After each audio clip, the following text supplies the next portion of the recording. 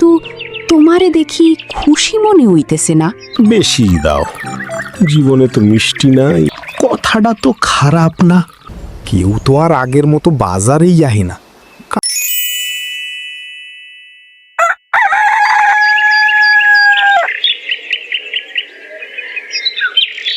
নদীর পাড়ে ছোট্ট একটা গ্রাম, চারদিকে সবুজ ধানের ক্ষেত, শাকসবজির বাগান আর সারি সারি তাল গাছ। ভোর হলেই গ্রামের মানুষ কাজে বের হয়ে যায়। কেউ খেতে যায়, কেউ গরু নিয়ে মাঠে যায়, আবার কেউ নদীতে মাছ ধরতে নামে। এই গ্রামের বেশিরভাগ মানুষই কৃষক, নিজেরা সবজি চাষ করে সংসার চালায়। তাদের মধ্যেই একজন ছিল রহিম। রহিম খুব পরিশ্রমী মানুষ, সকাল থেকে সন্ধ্যা পর্যন্ত খেতে কাজ করে। কিন্তু কিছুদিন ধরে তার মুখে আগের মতো আর হাসি নেই। আরে বাপরে, এবার এত সবজি হইছে যে আমি কাইটটা শেষই করতে পারতাছি না।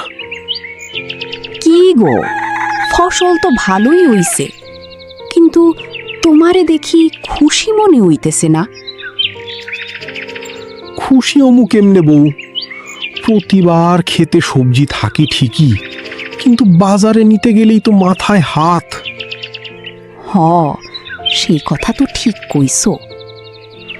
গত সপ্তাহে ভ্যান ভাড়া করতে গিয়া 800 টাকা গুনছি, শেষে লাভ হইল কত? মাত্র কয়েকশো টাকা। এইভাবে চললে সংসার চালানো কঠিন হইয়া যাইব। আমাগো পোলা পাইনগো খাওয়া মুখি, আর পড়ালেখার খরচও তো আছে, কেমনে কি হইব? রহিম আর তার স্ত্রী আমেনা দুজনেই খুব চিন্তায় পড়ে গেল। এই বছর আল্লাহর রহমতে সবজির ফলন ভালো হয়েছে ঠিকই, কিন্তু সেই সবজি বাজারে নিয়ে যাওয়াটাই যেন সবচেয়ে বড় সমস্যা। ভ্যান ভাড়া, যাতায়াতের খরচ, আবার পথে অনেক সবজি নষ্টও হয়ে যায়। দিনের পর দিন এমন চলতে থাকলে সংসার চালানোই কঠিন হয়ে পড়বে। উঠানে বসে দুজন অনেকক্ষণ ধরে এই বিষয় নিয়েই কথা বলতে লাগলো। কিন্তু রহিম একা না, গ্রামের প্রায় সব কৃষকের একই অবস্থা। সারাদিনের কাজ শেষ করে বিকেলের দিকে গ্রামের চায়ের দোকানে সবাই জমা হলো। ও কাকা, এক কাপ চা দাও তো। চিনি কম দিমু নাকি বেশি দিমু? বেশি দাও, জীবনে তো মিষ্টি নাই, চায়ে একটু থাকুক।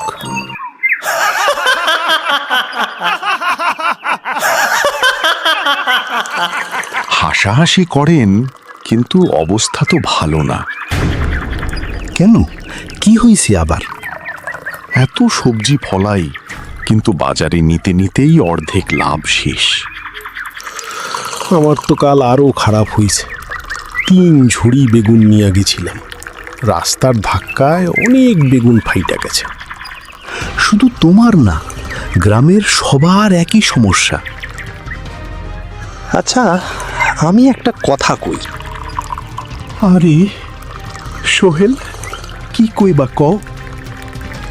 বাজার যেহেতু দূরে, আমরা নদী পথে যাই না কেন? নদী পথে মানে? সবাই মিল্লা একটা বড় নৌকা ভাড়া করি, এরপর সবাই মিল্লা সবজি উঠামু, নৌকাতেই বাজার বসামু। আরে কথাটা তো খারাপ না, কিন্তু মানুষ কি আইব এই নৌকায় সবজি কিনতে? কে আইব না? টাটকা সবজি পাইলে সবাই আইব, দেখো।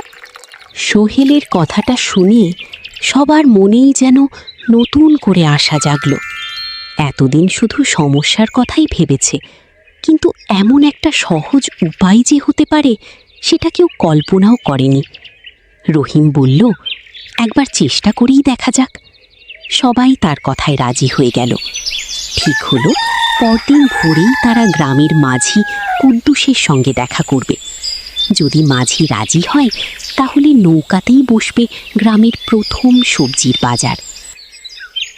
এত সকালে সবাই একসাথে আইছো, কি কোনো ঝামেলা হইছে নাকি গ্রামে? আরে কুদ্দুস ভাই, একটা কাজ আছে। আমাগো সবার একটা কাজ ছিল তোমারে দিয়া। আচ্ছা, এখন কাজের কথা কও দেখি। আমরা চাইতাছি যে আমরা একটা নৌকায় ভাড়া কইরা সবজি বাজার বসামু। কি কইলা? সবজি বাজার? সেটাও আবার নৌকায়? হ, আমরা এই কয়জন মিললেই করমু। এখন তুমি কি কও?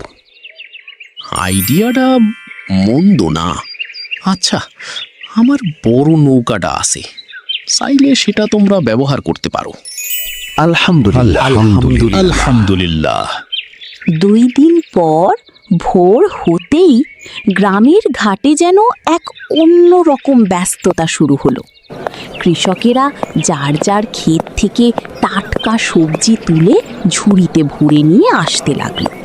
কেউ লাউ, কেউ কুমড়া, কেউ বেগুন, আবার কেউ শসা আর মরিচ নিয়ে হাজির হলো। সবাই মিলে হাসতে হাসতে একে একে সবজি নৌকায় তুলতে লাগলো।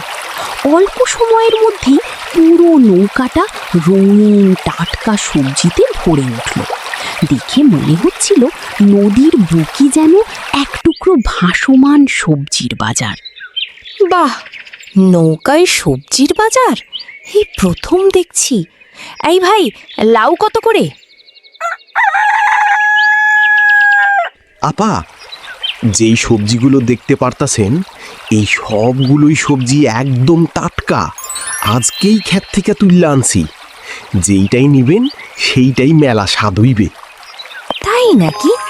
এই তো বেশ ভালো, তাহলে একটা দেন। ভাই, বেগুন কেমন? ভালো হবে তো? আপা, এই সবজিগুলো আমাগো নিজের ক্ষেতেরই, একদম বিষ ছাড়া চাষ করছি, খাইলে বুঝবেন। আর আমাকে আরও কিছু সবজি দিন, 2 কেজি মাপেন। প্রথম দিনের বাজারেই কৃষকেরা আশা করার চেয়েও অনেক বেশি লাভ করল। এতে তাদের মনে নতুন করে সাহস ফিরে এলো। এরপর থেকে প্রতিদিন ভোর হলেই রহিম, করিম আর গ্রামের অন্য কৃষকেরা যার যার ক্ষেত থেকে টাটকা সবজি তুলে নদীর ঘাটে এসে জড়ো হতো। সবাই মিলে সুন্দর করে নৌকায় সবজি সাজিয়ে বাজারের উদ্দেশ্যে রওনা দিত। দিন যত যেতে লাগলো, তাদের এই নৌকার সবজি বাজারের খবর আশপাশের গ্রামেও ছড়িয়ে পড়ল। দূর দূরান্ত থেকে মানুষ টাটকা সবজি কিনতে আসতে শুরু করলো। কৃষকেরা এখন আগের চেয়ে অনেক বেশি লাভ করতে লাগলো। সংসারী সচ্ছলতা ফিরে এলো, আর এতদিনের দুশ্চিন্তার জায়গায় সবার মুখে ফুটে উঠল তৃপ্তির হাসি। কিন্তু সবার খুশি দেখে দুজনের মন খারাপ হয়ে গেল। তারা হলো রশিদ ও বাবুল ব্যবসায়ী। বাবুল, দেখছো, গ্রামের কৃষকেরা আগে সবজি আমাগো কাছেই বিক্রি করত, এখন দেখি নিজেরাই বেচা শুরু করে দিছে।